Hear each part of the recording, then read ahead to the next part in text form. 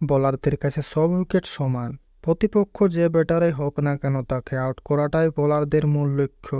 তবে কখনো কখনো নির্দিষ্ট কোনো ব্যাটারকে আউট করাটাও বোলারদের কাছে এক স্বপ্ন।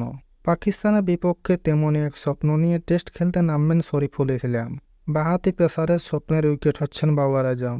লাহোরে অনুশীলনের শেষ সাংবাদিক সম্মেলনে তেমনটাই জানিয়েছেন বাংলাদেশি পেসার। পাকিস্তানের সীমিত ওভারে অধিনায়ককে আউট করার বিষয়ে শরীফুল বলেছেন, আমার স্বপ্নের উইকেট হচ্ছেন বাবর আজম। বাবর আজম ভাইয়ের উইকেট পেলে আমার খুব ভালো লাগবে। পাকিস্তান সিরিজে বাবরকে কঠিন চ্যালেঞ্জ বলে মনে করেছেন শরীফুল।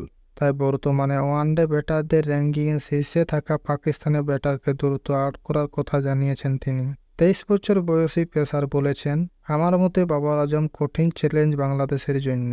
বাংলাদেশের জন্য সিরিজটা সহজ হবে না জানিয়ে শরীফুল বলেছেন, তারা বিশ্বমানের ব্যাটসম্যান, আমাদের বোলিং আক্রমণও ভালো, তাদের বিপক্ষে লড়তে হবে। এছাড়া তাদের ঘরের মাঠে খেলা, তাই আমাদের কাজটা কঠিন, আমাদের মানিয়ে নিতে হবে।